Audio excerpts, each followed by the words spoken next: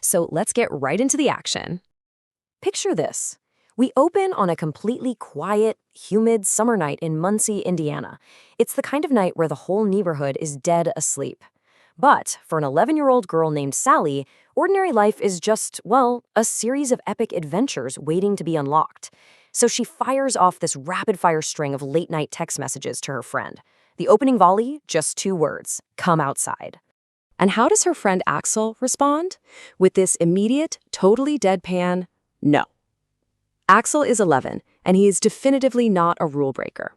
Actually, he's the kind of kid who overthinks literally everything. Most adults would just describe him as responsible. And the comedic timing here is just so perfect, because he has absolutely zero interest in whatever chaos Sally is trying to brew up. But, Sally is nothing if not persistent. She follows up, let's do something fun. Axel shoots back another, no. And then she hits him with this incredible line. She texts, you're missing the greatest adventure of your life. I mean, she is aggressively framing what is, let's be real, a boring, sticky summer night in the Midwest as a high-stakes, once-in-a-lifetime mission.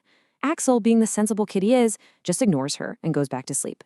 But the stage for our escape aid is officially set. Okay, let's dive into this dynamic because it perfectly maps out the hilarious dichotomy between our unlikely duo. It's this clash of personalities that drives the whole plot. On one side, you have Axel. Visually, picture him as just incredibly wholesome and comically innocent. He lives with his mom, his hair is always neatly combed, and he actually tucks his shirts in. He looks way less like a midnight troublemaker and a lot more like a future student council president getting ready for a debate. And on the flip side, we have Sally, his exact opposite. She is fearless, super impulsive, and dressed head to toe in black. Black hoodie, black jeans, black boots.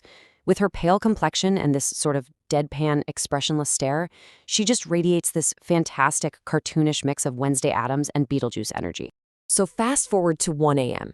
Axel is fast asleep. The streets are completely empty. The houses are pitch black, and literally the only things moving in Muncie, Indiana, are the fireflies. Then Axel hears this really soft sound against his bedroom window. Tap, tap, tap. He lifts the curtain, and there she is, Sally, standing out in the pitch darkness. And somehow, within minutes, she actually manages to convince him to climb out the window. The operation has officially begun. Now, a dark, empty suburb isn't exactly thrilling on its own, right? So Sally has to invent the adventure. Her grand plan? Doorbell ditching. But here's the thing. They aren't treating this like some silly neighborhood prank.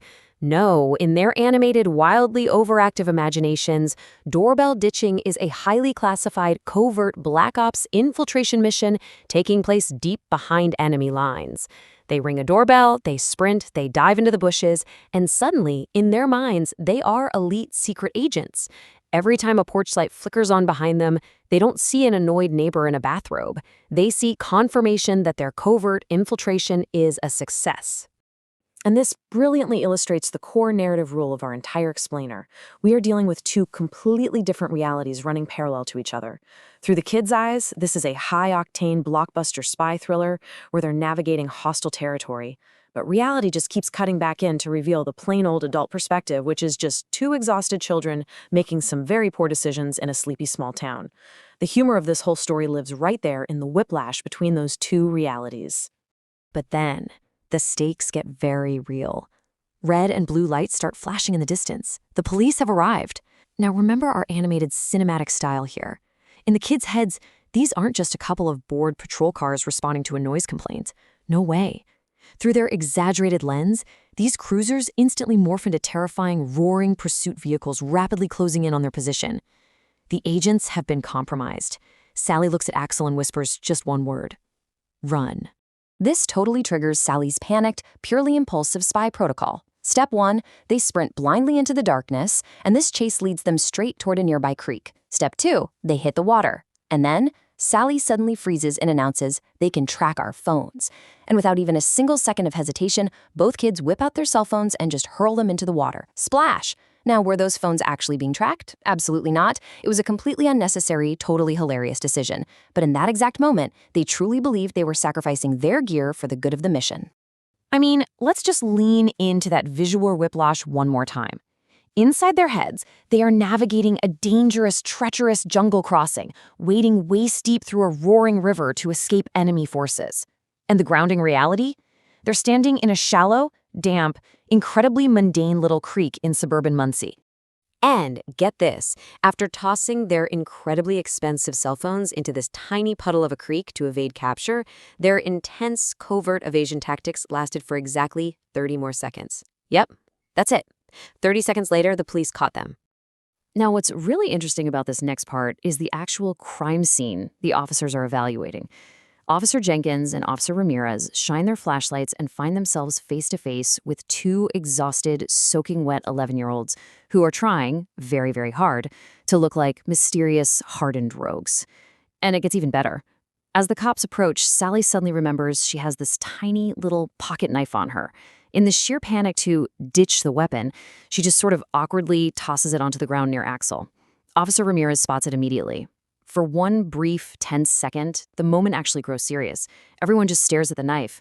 But then they look back up at these wholesome, terrified kids, and the seriousness just instantly evaporates. It transitions back to being a completely harmless, ridiculous, and highly amusing scene for the cops. Once again, it's all about that contrast. The kids genuinely imagine they've just been captured by ruthless enemy combatants and are bracing themselves for a severe interrogation. But the actual adult perspective, which we see through Officer Ramirez, who is kind of acting as our audience surrogate here, is just a young professional desperately trying not to laugh out loud. The officers very quickly figure out that nobody's hurt, nothing dangerous happened at all, and the whole situation is just pure comedy. So they fish the waterlogged phones out of the creek and call the parents. Let's move to the timeline and see how this night's absurd escalation actually builds. It all kicked off at 1 a.m. with that simple tap on the window. By 1:15 a.m., they were deep into enemy territory with Operation Doorbell. By 2 a.m., they were actively destroying technology in a suburban creek. And finally, at 3 a.m., we reach the ultimate debriefing as Officer Jenkins's police cruiser slowly pulls into Axel's driveway. The porch light clicks on, and Axel's mother steps outside. So, what is the actual fallout of the mission? Well, ultimately, nobody was injured and absolutely nothing was damaged, aside from the phones, which were technically recovered, even if they were soaked. The greatest casualty of the entire evening was honestly just good judgment. Axel, our ever-responsible rule follower, would spend the next several weeks firmly grounded. Meanwhile, sitting in the back of the other police cruiser parked across the street, Sally was completely calm and unbothered.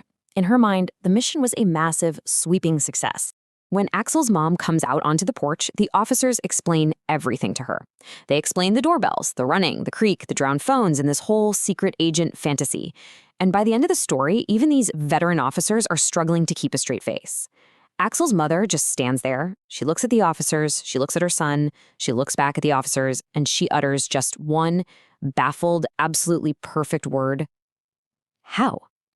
It just completely captures the essence of adult confusion when it gets slammed headfirst into the wild, totally illogical magic of childhood imagination. Which brings us to this absolutely iconic final image to wrap up the explainer. You have Officer Jenkins and Officer Ramirez standing on either side of Axel on his front porch. And in this moment of pure dry comedy, Officer Jenkins holds his flashlight up above Axel's head, shining it straight down like this dramatic, intense spotlight from a gritty crime movie. But the effect is totally absurd, because standing there in that harsh spotlight is Axel, with his neatly combed hair, looking as innocent and wholesome as humanly possible. Officer Jenkins just pauses, looks at Axel's mom, and asks this incredible question. Ma'am, is this your son? It's such a perfect, hilarious image to end on, and it really leaves us to reflect on a fascinating question. As we grow older and more grounded in reality, do we lose that magical ability to see our own backyards as wild jungles and our own quiet nights as the greatest adventures of our lives? Thanks so much for joining me on this explainer, and I'll catch you on the next one.